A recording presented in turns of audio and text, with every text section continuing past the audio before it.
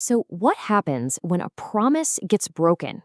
I'm not just talking about any promise, but a legal, binding contract, something that your entire livelihood might depend on. Well, in this explainer, we're going to unpack a really powerful legal idea that's designed to protect you. And it all kicks off with this scenario. Seriously, just imagine this for a second. You've packed up your life, you've traveled halfway across the world for a great opportunity, and then bam, the deal changes. Your salary is slashed in half, you feel stuck, right? Well, this isn't just unfair, it's a legal issue, and the answer is hidden inside the very rules that are supposed to make sure everyone plays fair. All right, here's how we're going to connect all the dots today. We're going to start with how the law shows up in our day-to-day lives. Then we'll zero in on your rights at work. From there, we'll zoom out to look at the fundamental freedoms we all have. And finally, how the law actually keeps the government itself in check.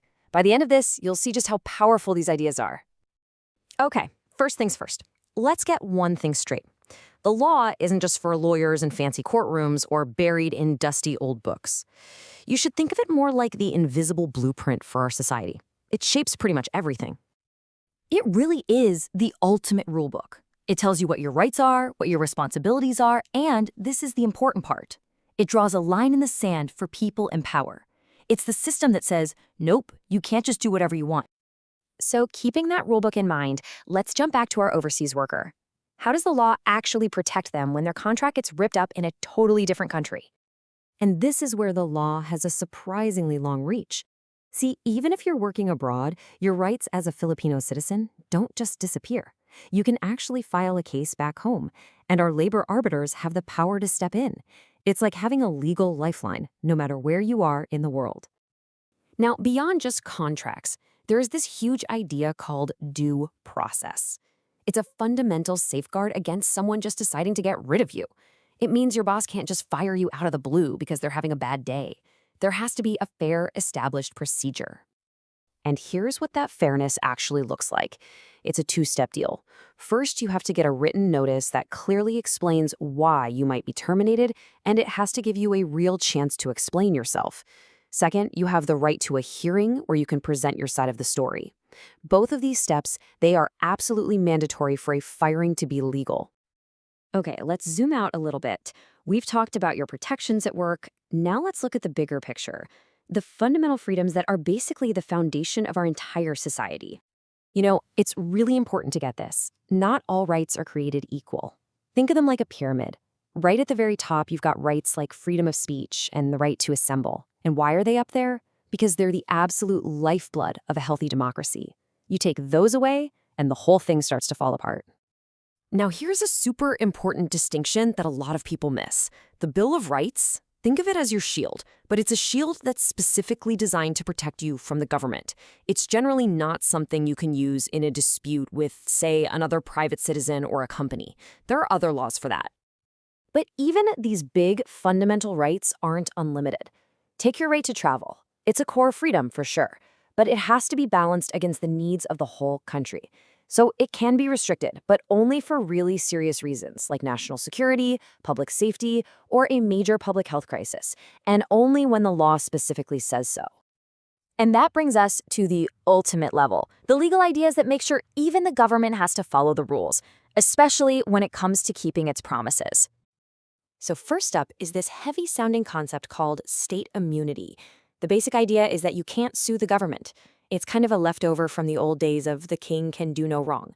But, and this is a really, really big but, there's a major catch. See, that shield of immunity only works when the government is acting like a government. You know, running the country, enforcing laws. The second it steps down and acts like a regular business, say by signing a commercial contract, that shield drops. It's now on a level playing field and it can absolutely be sued if it breaks its end of the deal. And this, right here, this brings us to the absolute core of our topic today, the non-impairment clause. It's this incredibly powerful line in the Constitution that basically says, a deal is a deal. The government cannot pass a law that retroactively messes with a valid contract. This is the foundation of a stable economy. Let me give you a perfect example. Let's say a town grants someone a contract to have fishing rights in a local lake. Then a year later, a new mayor comes in and decides they don't like that deal. Well, they can't just pass a resolution to cancel it. The non-impairment clause says, sorry, you made a deal, you have to honor it. But, of course, there's a twist. There's always a twist, right? There is one thing that is so powerful, it can sometimes override even this fundamental rule, and it's called police power. And this is a legal principle you really need to understand.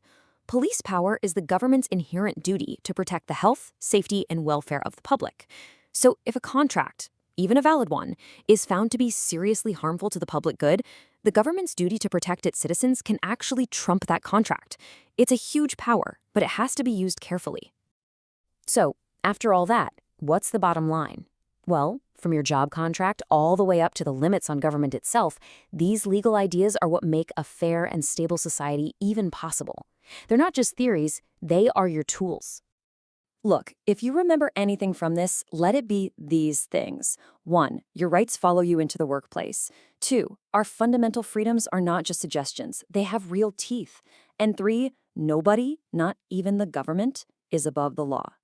Just knowing these things is the first step to being truly empowered. So, we've gone over the rulebook, but a rulebook is only as good as the refs who are on the field to enforce it. Which leaves us with a pretty big question, doesn't it? Who are the referees in our society? And maybe more importantly, what's our role in making sure the game is played fair for everyone?